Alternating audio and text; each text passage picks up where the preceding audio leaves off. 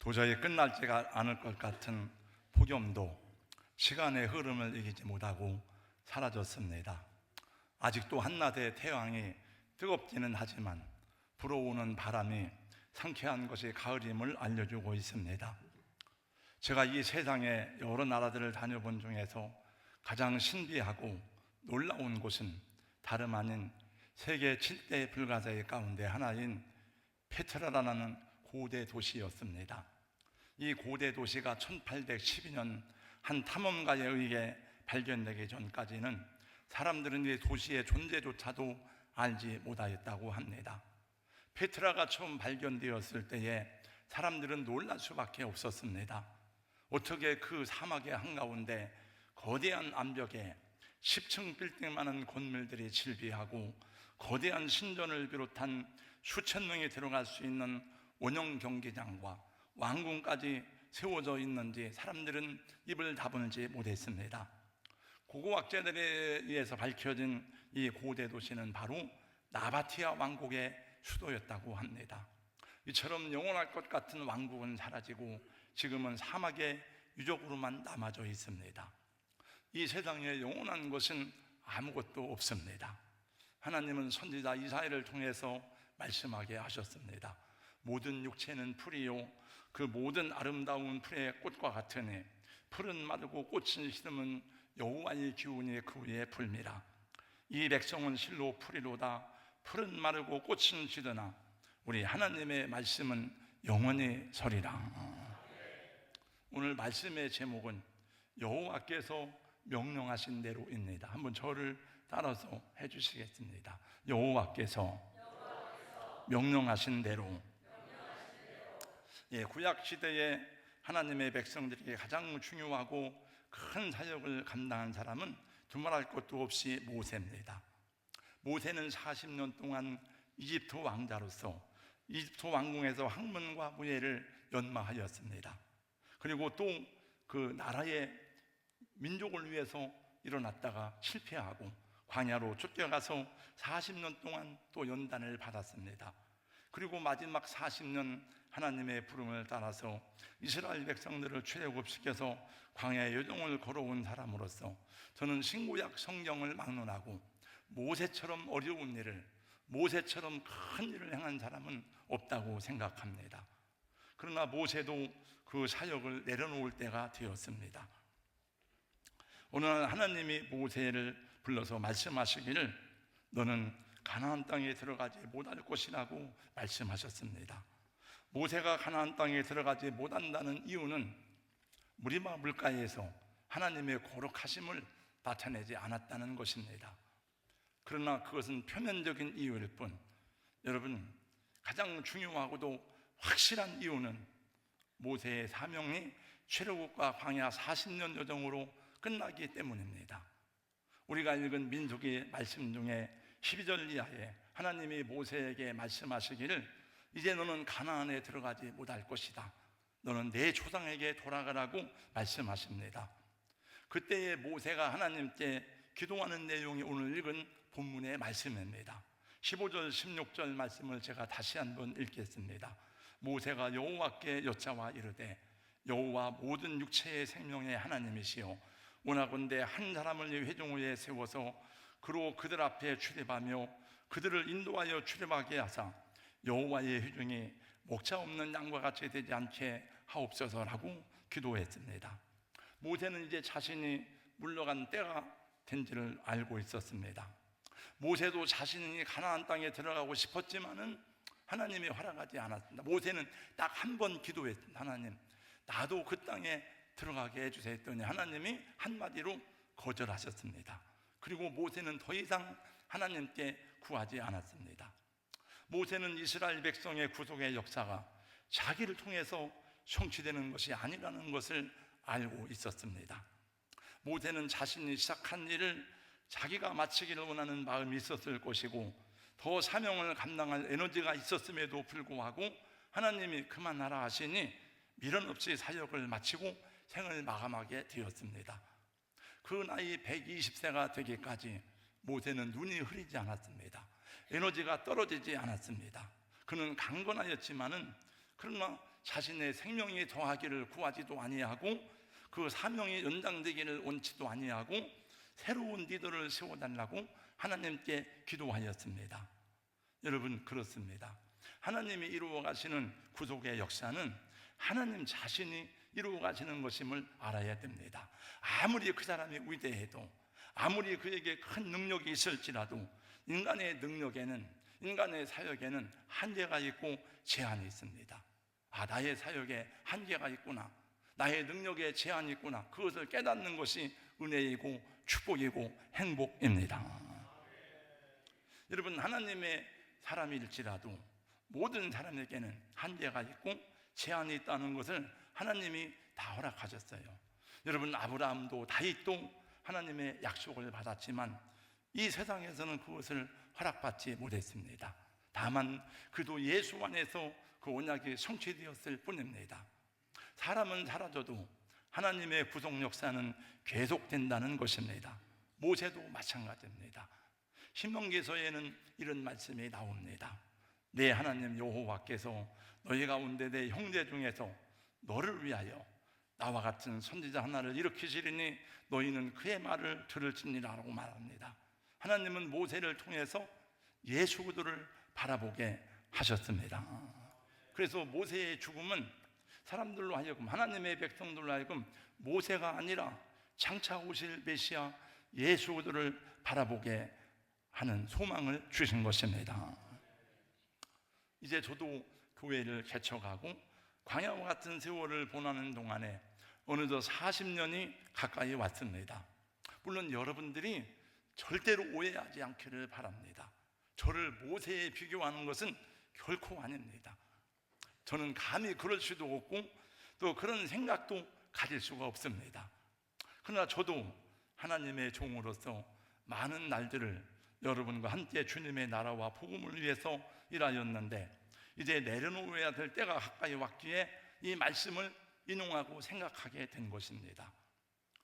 저는 24살 되던 1981년에 신학교에 들어가고 신학교 1학년 때부터 개척교회에서 전도사로 사역을 시작했습니다. 신학 수업을 마치고 1987년 4월 11일, 그때는 신학 4년, 그 다음에 대학원 2년이었어요. 나중에 우리 백석대학, 대전 우리 교단의 백석신학대학원이 3년 과정으로 정식 대학으로 인가를 받으면서 1년을 나중에 더 공부하게 되었습니다. 그리고 87년 4월 11일 강동로의 성민교회에서 안수를 받았습니다. 그리고 그해 4월에 대전에 내려와서 가장동에서 첫 예배를 드리고 1987년 5월 19일 대전노회에서 대전 동산교회라는 이름으로 개척 설립 예배를 드렸습니다. 짧지 않은 세월이었지만은 그동안에 장로님들이 세워지고 권사님들, 집사님들이 세워지고 함께 동고동락하면서 하나님 나라의 사역을 감당하였습니다. 물론 여러 가지 시험과 어려움도 있었지만은 돌아볼 때에 행복하고 즐거운 날들이었습니다. 우리 교회가 큰 교회는 아니지만 저는 목회자로서 해보지 못한 일이 사실은 거의 없습니다. 첫째로 저는 지난 시간들 수없이 많은 선교를 다녔습니다. 정말 제가 선교를 다닌 지역과 거리는 헤아리기가 어렵습니다. 저는 이 중국 선교를, 중국 문이 열리면서 계속해서 북방 선교회를 제가 세웠습니다. 그리고 일본, 필리핀, 태국, 캄보디아, 베트남, 중앙아시아의 키르기스탄, 몽골, 대만, 탄자니아 등 제가 선지로 다녀온 국가만 해도 한 15개 국가는 될 것입니다. 그리고 교회에서 여러분들이 허락을 해주셔서 제가 미국에 다니면서 홍보를 하여서 미국 애틀란타에 있는 루터라이스 세미나리에서 목회학 박사학위를 받았습니다. 24년 동안 신학교에서 후배들을 가르치면서 학장도 역임하였습니다. 군선교연합회장을 비롯해서 대전기독교연합회장까지 기관선교의 리더로 또 섬기는 은혜를 받기도 하였습니다. 우리 대전노회에서도 노회장은 한 번 지나면 거의 2번씩 하는 사람은 없습니다. 네, 저는 노회당을 2번이나 역임한 것을 비롯해서 여러 가지 책임을 감당하게 되었습니다. 물론 모든 것이 하나님의 은혜를 전제로 하고 있지만 이 모든 사역들의 배후에는 우리 사랑하는 동산교회 성도님들의 기도와 격려가 없었다면 감당할 수 없는 일이었을 것입니다. 사랑하고 존경하는 우리 장로님들을 비롯해서 권사님, 집사님들, 그리고 여러분 모든 성도님들의 사랑과 기도, 저를 믿고 신뢰함으로 격려해준 축복이고 열매드립니다. 이제 때가 되어서 사역의 마무리를 해야 될 시간이 가까이 오고 있습니다. 그러나 제가 많이 죄송합니다. 왜냐하면 더 아름답고 좋은 교회를 세우고 내려놓아야 하는데 코로나 이후에 교회가 많이 정체되었고 또 왕성한 사역의 바탕을 남기지 못한 채 후임자를 결정하게 되어서 죄송하기 그지없습니다. 그러나 새로운 비전을 가지고 가나안에 들어가야 될 소명이 주어졌으니 오늘 여러분 모세의 기도를 들어보시기 바랍니다. 모세는 자신의 사명이 끝나가는 것을 알고는 기도하였습니다. 15절 16절을 다시 제가 읽겠습니다. 모세가 여호와께 여짜와 이르되 여호와 모든 육체의 생명의 하나님이시여 오나건대 한 사람을 회중 위에 세워서 그로 그들 앞에 출입하며 그들을 인도하여 출입하게 하사 여호와의 회중이 목차 없는 양과 같이 되지 않게 하옵소서. 그때 하나님이 응답하셨습니다. 18절 20절까지의 말씀입니다. 한 절씩 읽겠습니다. 제가 18절 그러면 여러분 18절을 읽겠습니다. 18절 다 같이 읽습니다. 시작. 여호와께서 모세에게 이르되 눈의 아들 여호수아는 그 안에 영이 머무는 자니 너는 데려다가 그에게 안수하고 19절입니다. 다 같이요. 그를 제사장 엘르아살과 오중 회중 앞에 세우고 그들의 목전에도 그에게 위탁하여 20절입니다. 내 존재를 그에게 돌려 이스라엘 자손의 온 회중을 그에게 복종하게 하라. 너에게 주어진 모든 존재함과 권한과 이것을 다 여호수아에게 위임하라는 것입니다. 그래서 하나님은 모세를 대신하여 여호수아를 세워서 그 백성과 함께 가나안에 들어가게 하신 것입니다. 신명기서 마지막 장에도 이 말씀이 성취되는 내용이 나옵니다. 신명기 34장 9절입니다. 모세가 눈의 아들 여호수아에게 안수하였으므로 그에게 지혜의 영이 충만하니 이스라엘 자손이 여호와께서 모세에게 명령하신 대로 여호수아의 말을 순종하였더라. 이제 저는 이 개척 첫 번째 담임 목사고 또 저를 이어서 제2대 담임 목회자로 세움받을 목회자는 문정돈 목사님이 후보자로 추천되었습니다. 담임 목사인 제가 천거하고 또 우리 교회 청빙위원회에서 여러 가지 검토하고 해서 동산교회 2대 담임 목회자로 추천하여 오늘 여러분들이 결정하게 되었습니다. 오늘 하나님이 택하시고 세우실 문정돈 목사님을 간단하게 소개하겠습니다. 뭐 제가 소개 안 해도 몇 년 동안 다 함께 했지만은 그냥 제가 아는 대로 적어보았습니다. 첫 번째, 문정돈 목사는 올바른 신앙과 올바른 신학을 공부한 하나님의 종입니다. 그는 모태신앙으로 어려서부터 목회자의 소명을 받고 성장하였습니다. 대한예수교 장로회 통합 측 호남신학대학을 졸업하였고 우리 교단인 서울 백석신학대학원에서 역사적 개혁주의 신학을 공부하므로 신학적으로 우리와 동일합니다. 이 문 목사님의 어머니는 저의 사촌 누님입니다. 언젠가 그 어머니에게 들은 이야기입니다. 문 목사님 집안에서 문 씨 가문의 장손인데 예수를 믿게 되어서 집안에서 난리가 났습니다. 그 집안에서 모여서 결정하기를 예수를 믿는 것도 잘못됐는데 또 신학을 공부해서 목사가 된다고 하니 집안의 가업을 이어갈 그런 문제가 생긴 거예요. 그래서 결국은 집안이 모여서 결정하기를 만약에 목사가 된다면 우리 집안의 가업을 이룰 수가 없다. 재산 포기, 재산 상속 포기 각서를 쓰고 그 길을 가라고 했다고 합니다. 그래서 재산 상속 포기각서를 썼답니다. 물론 그때는 어린 나이이긴 하지만은 상당한 재산의 상속권을 포기한 것은 난 어떤 경우에도 예수를 따를 것이라는 믿음의 선택이 아니고는 할 수 없는 일이라고 생각합니다.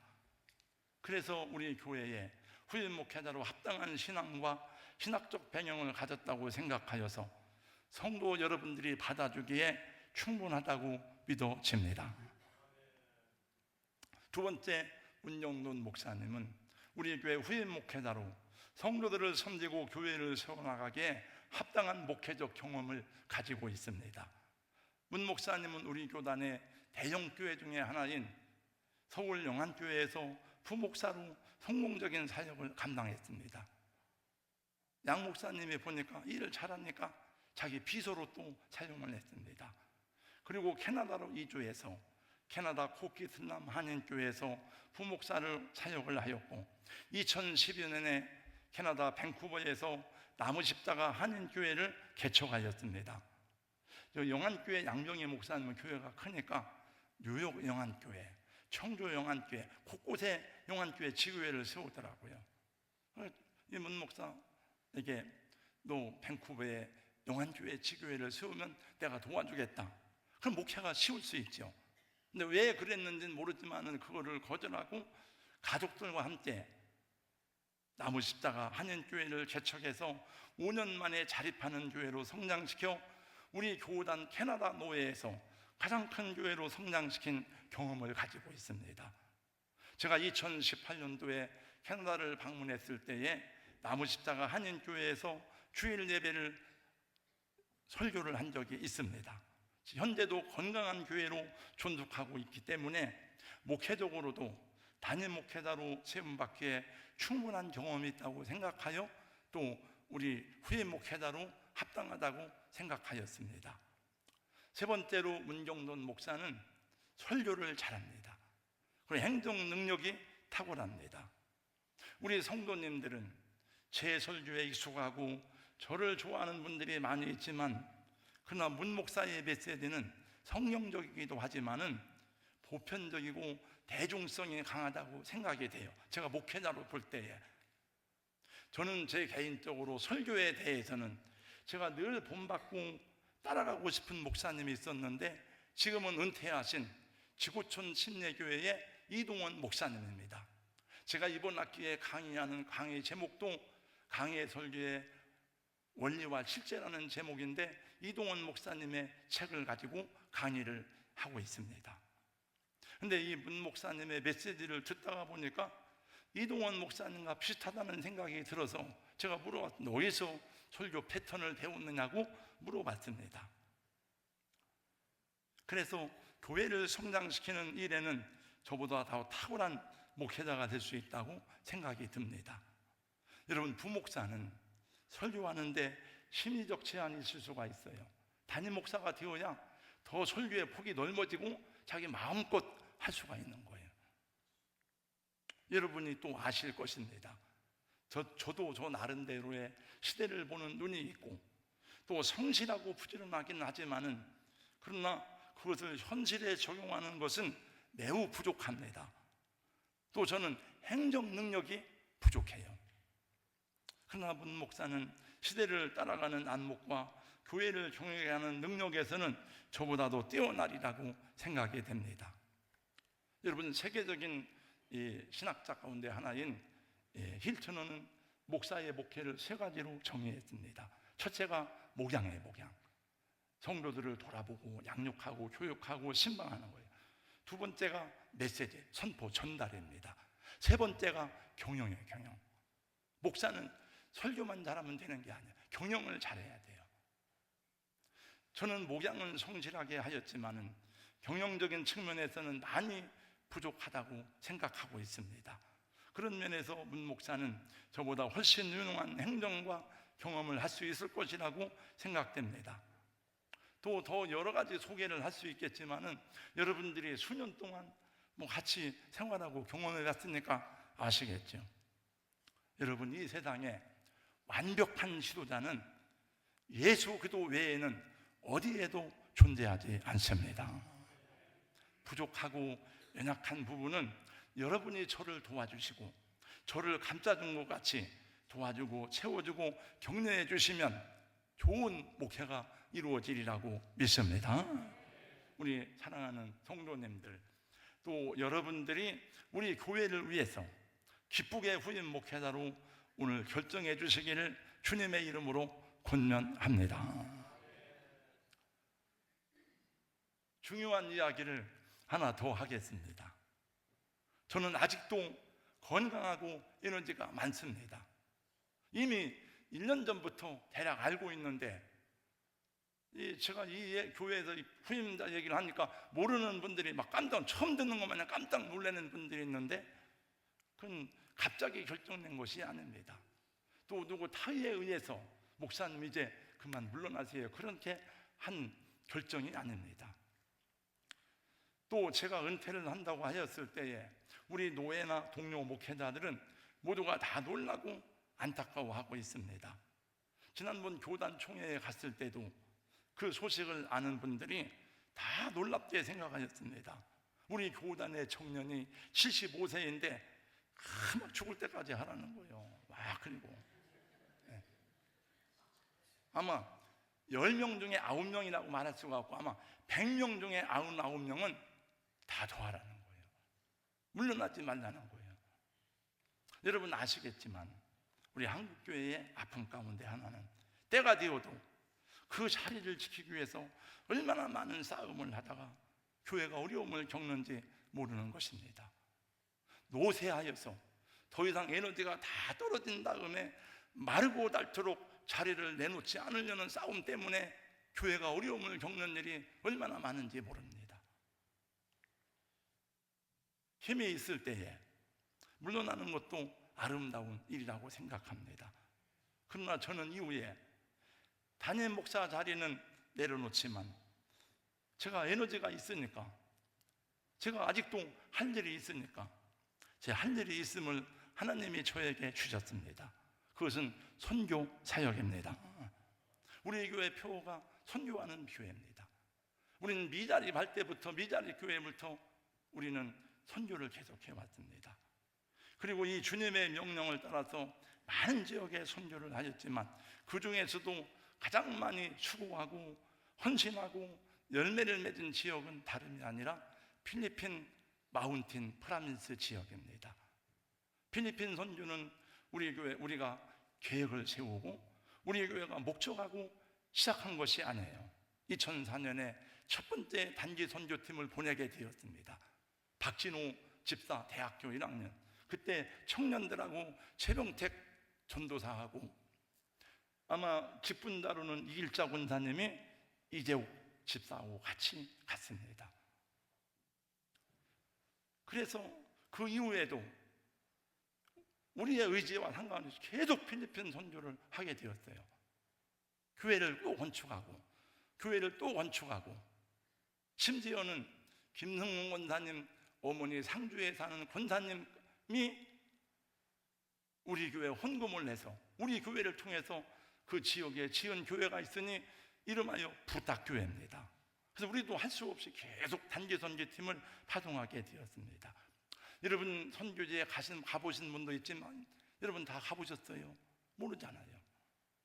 우리 교회가 건축하고 교회가 함께 동역하였던 까다클란 어구옥교회, 나토닌 투추의 교회, 부탁교회, 그리고 작년에 건축했던 조공 임마누엘 교회, 지금 어떻게 되었는지, 건강한 교회로 성장하고 있는지, 교회의 목회자들은 제대로 목회를 하고 있는지 궁금하지 않으십니까?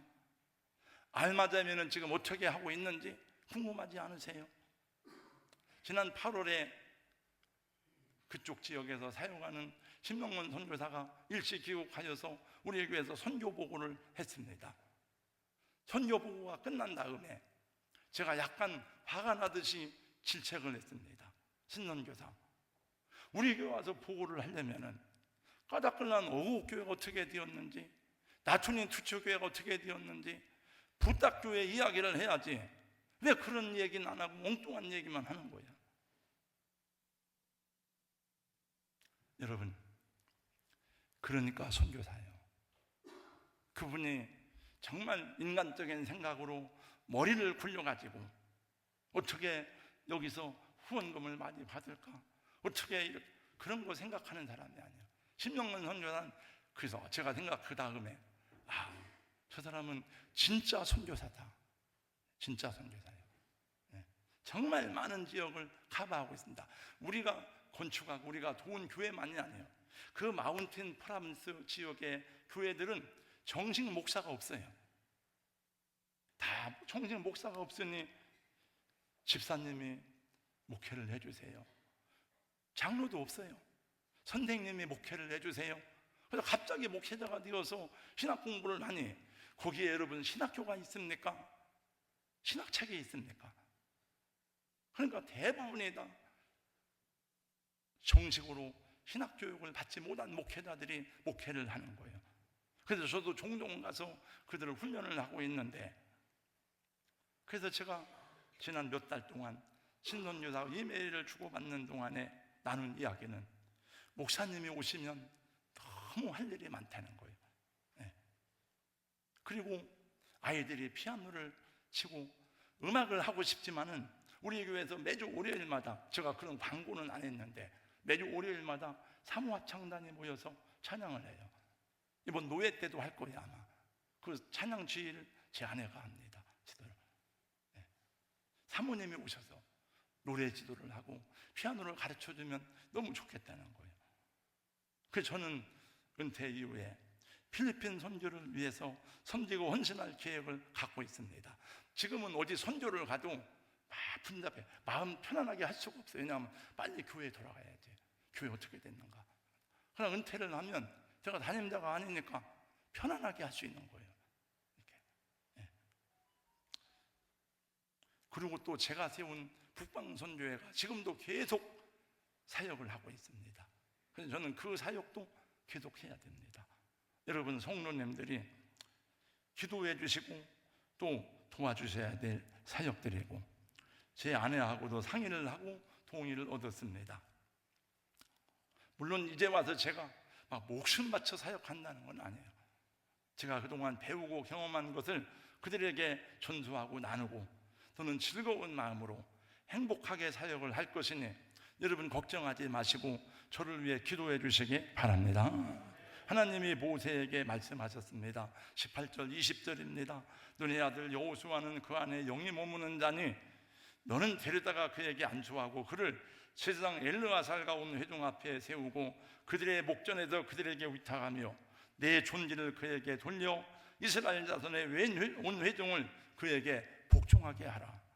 그 다음 구절에 보니까 모세가 여호와께서 자기에게 명령하신 대로, 명령하신 대로 했다는 거죠. 여호수아를 데려다가 제사장 엘르아살과 온 회중 앞에 세우고 그에게 안수하여 위탁하되 여호와께서 모세에게 명령하신 대로 하였더라.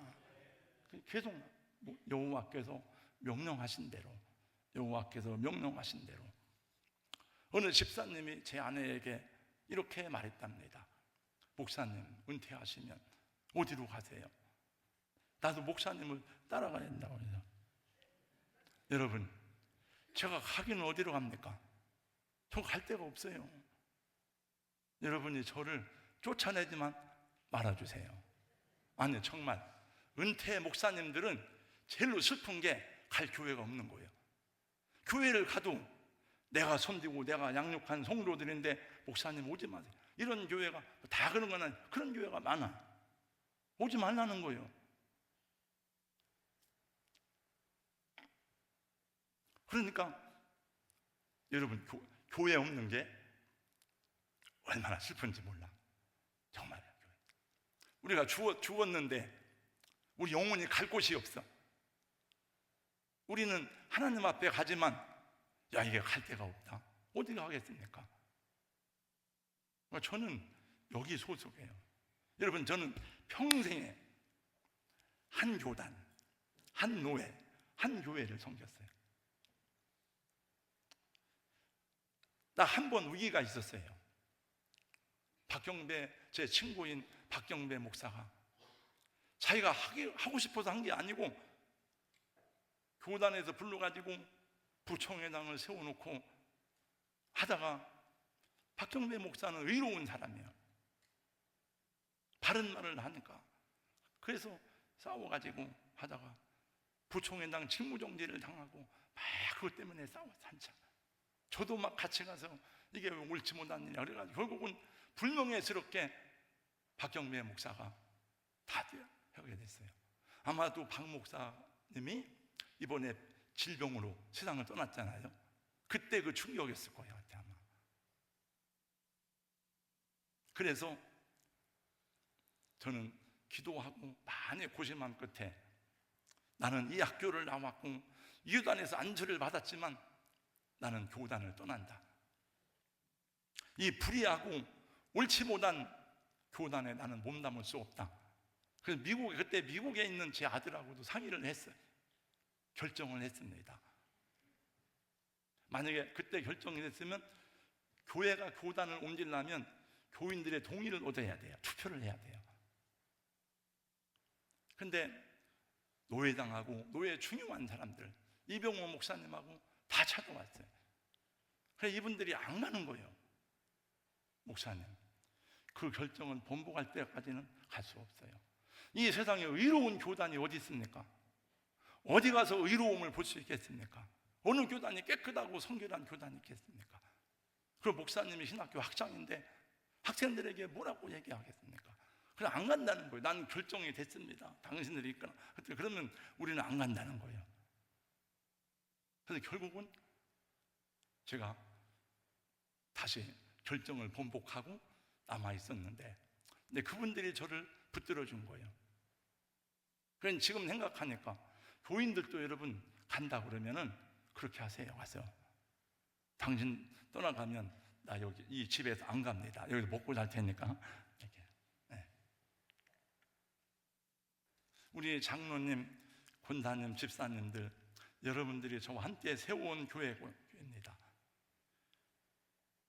또 앞으로 기회가 되는 대로 말씀드리겠지만 저의 부족함에도 불구하고 우리 교회 장로님, 권사님들은 부모님의 허물을 덮어주듯이 저의 약함을 덮어주고 감싸줬어요. 모르겠어요. 이용남 목사님, 베일국제학교 교장인 이용남 목사님이 늘 하는 말이, 사람들 모여서 얘기할 때 그분이 우리 교회를 잘 모르는데 동산교회 장로님들은 참 훌륭한 사람들이에요. 훌륭한 사람들. 그런 말을 몇 만나면 해요. 이렇게 사람들하고 할 때. 네. 후임 목사님이 나중에 목양을 하게 될지라도 그런 마음으로 사역에 동역하면, 여러분, 사람은 하나님이 세우기도 하지만 여러분이 사람이 세우는 것입니다. 할렐루야. 저 한 사람 바보 만드는 거는 순간이에요. 순간. 저 한 사람을 높이는 것도 우리의 역할이에요. 네.